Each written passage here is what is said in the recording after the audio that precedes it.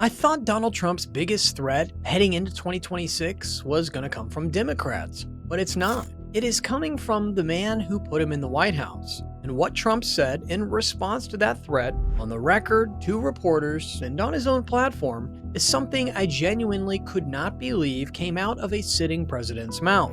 On July 5th, 2025, Elon Musk announced the formation of the America Party. The man who personally spent $277 million electing Donald Trump is now openly targeting Republican incumbents. He has promised to back primary challengers.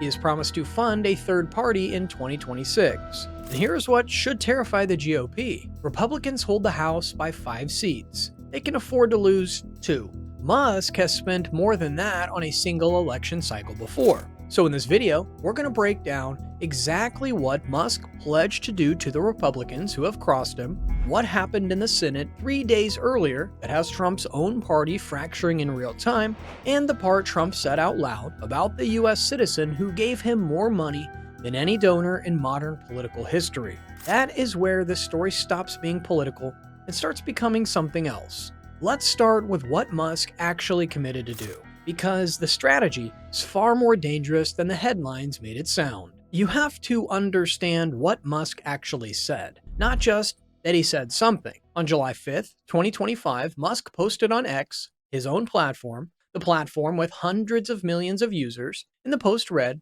"By a factor of 2 to 1, you want a new political party and you shall have it. When it comes to bankrupting our country with waste and graft, we live in a one-party system, not a democracy. Today, the America Party is formed to give you back your freedom." That's the announcement. So that's not a threat. The threat came in the strategy. Musk laid it out in his own words and his own post. He's laser focused on 2 or 3 Senate seats and 8 to 10 House districts. He wants to be the deciding vote on contentious laws. He was not trying to win the presidency. I mean, he's a foreign-born US citizen after all. He can't. He was building a wrecking ball. And then he aimed it. Every Republican who campaigned on cutting government spending and then voted for the one big beautiful bill, in Musk's words, should hang their head in shame. And then came this. They will lose their primary next year if it is the last thing I do on this earth. That is a sitting billionaire, the single largest donor to the Republican Party in 2024,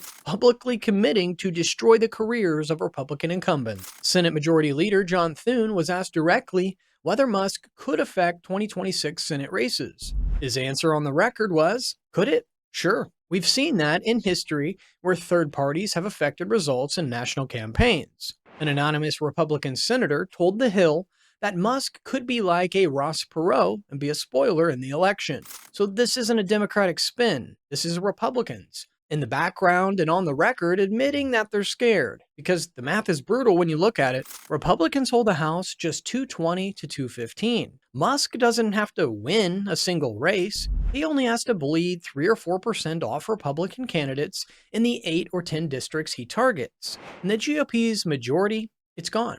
And what made all of this real, what made Trump start posting at midnight on Truth Social, was not the announcement itself. It was what had happened in the Senate exactly 3 days earlier. Because if you think Trump's reaction to a tweet was bad, wait until you hear what he said when a reporter asked him a single yes or no question. He answered it, but the announcement didn't come out of nowhere. It came because Trump had just lost 3 of his own senators.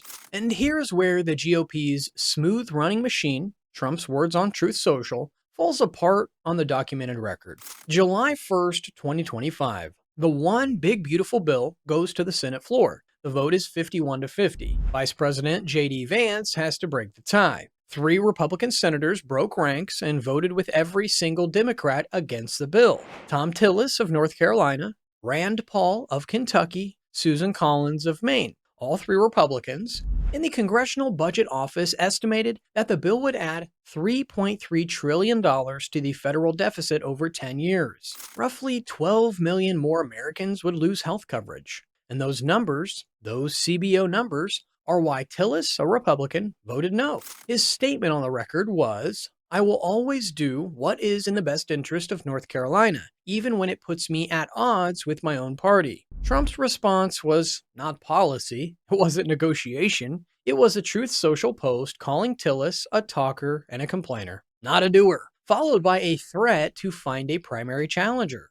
Tillis announced his retirement that same day. Tillis announced his retirement the same day. This is a Republican senator from a battleground state who walked away from his career rather than serve another term under Donald Trump. And he left a parting shot. Leaders who are willing to embrace bipartisanship, compromise, and demonstrate independent thinking are becoming an endangered species. That wasn't Bernie Sanders. That was a sitting Republican. 2 days later, the bill went back to the House. And of course, the final vote was 218 to 214, with 2 more Republicans defecting, Thomas Massie of Kentucky and Brian Fitzpatrick of Pennsylvania. Massey's post on X was pretty direct. I voted no on final passage because it will significantly increase U.S. budget deficits. Trump had previously called Massie not MAGA and a grandstander. Massie voted no anyway. And this is the picture 3 days before Musk announced his party. Trump's signature legislation passed by a single vote in the Senate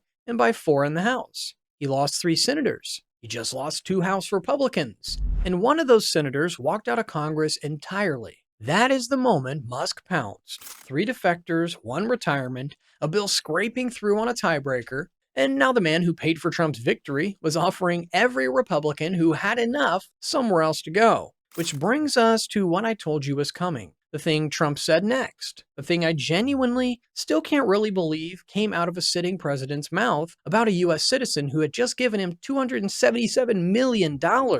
Because when Trump was asked about the man who put him in the White House, he didn't talk policy, he talked deportation. It's July 1st, 2025, the White House grounds. A reporter asks Donald Trump a question, a yes or no question, about the world's richest man, his largest political donor, a naturalized U.S. citizen who has held citizenship since 2002. The question was, would you consider deporting Elon Musk? Trump's answer, his exact words on the record were, I don't know, we'll have to take a look. That alone would be the headline of any other administration. But it wasn't a headline here because Trump kept going. We may have to put Doge on Elon. You know what Doge is? Doge is the monster that might have to go back and eat Elon. That is the President of the United States in public saying he might use a federal agency, the agency Elon Musk himself built, to investigate Elon Musk. Hours earlier on Truth Social, Trump had already posted that without subsidies, Musk probably would have had to close up shop and head back home to South Africa. 5 days later came the train wreck post. I am saddened to watch Elon Musk go completely off the rails, essentially becoming a train wreck over the past 5 weeks. Now, here's where the polling matters.